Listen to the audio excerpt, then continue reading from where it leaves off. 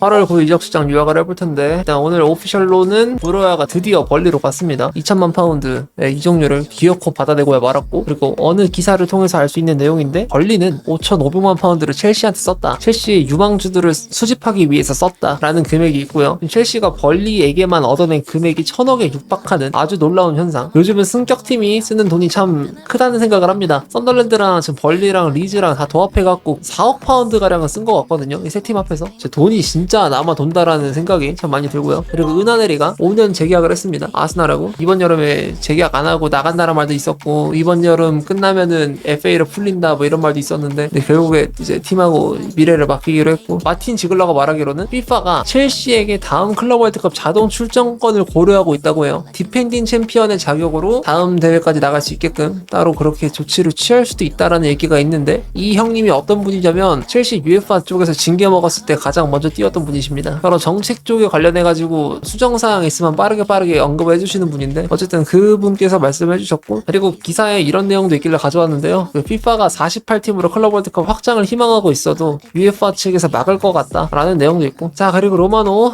토트넘 된 거 감지 후에 메디슨 대체자를 찾고 있다라고 하고요. 그리고 골드가 말하기로는 어제 프랭크가 말했던 내용 있죠. 지금 공격진에 만족한다 라고 말했던 거를 번복을 했습니다. 기회만 생긴다면 손흥민 공백을 채우기 위한 다른 윙어 영입을 시도할 것이라고 인정했다고 정정 내용이 떴고요. 어제 프리시즌에서 토트넘이 바이언 상대로 너무 못했어가지고 공교롭게도 그 경기가 끝나고 나서 입장이 바뀌는 모습. 메가담이라는 기자가 말하기로는 빌라가 제이콜 램지에게 재계약을 오퍼했다고 하고요. 계약 기간은 지금 2년밖에 남지 않은 상태라서 적정한 계약 타이밍이 된 것 같습니다. 하고 로마노, 첼시는 코릴의 ACL 수술에도 불구하고 대체자 영입은 생각이 없어 보인다고 합니다. 자녀 선수단을 굳게 믿는 중이라고 하고, 그리고 오늘 경기가 끝나고 나서 마레스카에게 이제 기자가 질문을 던졌는데, 코릴을 대체할 센터백 뭐 나한테 우선순위는 맞다라고 이렇게 말을 했다고 해요. 근데 이게 제 생각에는 영입을 한다는 게 아니라 그냥 코릴 공백을 채우는 거, 전술상의 역할로 이게 우선순위는 맞다라는 내용으로 보여지고, 다른 작업보다 하토랑 찰로바등한테 빠르게 패치를 매겨야 된다는 말인 것 같아요. 왜냐면 이게 결국에 게이를 데려오는 게 좋은 생각은 맞는데 너무 이상적인 플랜이기도 하고요. 저 결단을 실현시키려면 출혈이 좀 많긴 합니다. 그 출혈을 지혈하기 위해서는 가성비가 많이 떨어지는, 손해를 보는 굴레에 갇힐 수가 있는데, 판매랑 구매 양쪽에서 모두 다 손해가 나올 수가 있고요. 예시로는 저 금액을 마련하기 위해서 잭슨을 빠르게 팔아야만 할 텐데, 잭슨을 헐값에 던진다거나 아니면 구매 측면에서는 게이 영입 비용을 5천만 파운드 그냥 쿨하게 내고 데려오게 될 수도 있는 건데, 근데 그건 명백하게 협상에서의 주도권이 떨어지는 팀들이 하는 짓이라서 그냥 지금 뉴스 퀄리티가 좋아 보이거든요. 맨시티나 레알이 했던 것처럼 그냥 좀 팀 내에서 어느 파츠가 부족해 보인다? 뉴스 집어 넣어가지고 버틴다. 뭐 한 몇 경기 정도는 뭐 이런 식으로 해볼 수도 있을 것 같고, 첼시의 입장도 아마도 그래 보여요. 하고 폴 조이스가 말하기로는 리버풀 센터백 영입 움직임 분명히 보일 것이다 라고 하고, 하지만 이번 여름에도 오버페이는 절대 안 할 거다. 이게 게이한테도 관통이 되는 문구고 이삭한테도 관통이 되는 문구일 수도 있겠죠. 이삭이랑 게히 둘 다 구매자 측에서 좀 더 오버페이를 해야만 판매자 측에서 판매를 허용할 거라는 소식이 나오고 있기 때문에, 첼시는 5천만 파운드보다 싸게 가르나초를 영입이 가능하다고 생각하고 있다고 합니다. 그리고 로마노, 잭슨은 첼시를 떠날 것이라고 하고요. 로마노가 말하기로는 뉴캐슬이 잭슨에 관해서 적극적인 관심을 유지 중이고, 올 여름 뉴캐슬을 주목해야 된다고 말을 하면서 잭슨의 8천만 파운드 이적료는 협상이 가능하다는 분위기가 흐르고 있다고 합니다. 생각보다 잭슨에 관해서 가치 산정이 꽤나 높을 수도 있다는 걸 알 수가 있고, 그리고 타임즈 쪽에서는 잭슨에 대해서 노니 마드웨케랑 비슷한 이적료를 최소한 회수하기를 원하고 있다고 하고 있고요. 노니 마드웨케 이적료는 5,400만 파운드였죠. 그리고 수비 쪽에서 뎁스 정리를 해볼 필요가 있었는데, 호릴의 부상에도 불구하고 베이가는 떠날 예정이다 라고 로마노가 밝혔고, 그리고 7렐은 벤 제이콥스의 말로는 많은 관심을 받고 있다. 모든 가능성이 열려있다. 하지만 개인 합의가 관건이다. 왜냐면 주급을 높게 받고 있죠. 4억 가량을 받고 있는 걸로 알고 있습니다. 하고 뉴캐슬을 잠시 다뤄볼 텐데, 뉴캐슬 보드지는 이번에 이삭의 만행에도 불구하고 잔류를 시키려고 하는 스탠스가 굉장히 강하다고 합니다. 그리고 폴 미첼이 겪은 어려움 때문에라도 디렉터 후보군들이 지금 이 뉴캐슬을 맡는 거를 좀 꺼려하고 있다고 해요. 폴 미첼의 영향력이 적어 보였다는 게 우려점이라고 하고, 이거 왜 그러냐면 폴 미첼은 결국에 뉴캐슬의 재정을 건전화시키기 위해서 투입된 인물이고, 그래서 그 무엇보다도 가장 1순위로 생각해야 될 게 본인이 온 이유 그대로 재정적인 건전함을 가져가기 위해서 그에 따른 조치만 계속 할 수밖에 없었는데, 근데 팬들 입장에서는 마치 폴 매치 때문에 지금 이삭에 나가는 것 같다라고 생각을 하게 되니까, 그래서 그런 압박감 때문에라도 뉴캐슬에 들어오는 걸 꺼려한다는 해석입니다. 근데 폴 매치를 욕할 건 솔직히 저는 별로 없다고 생각해요.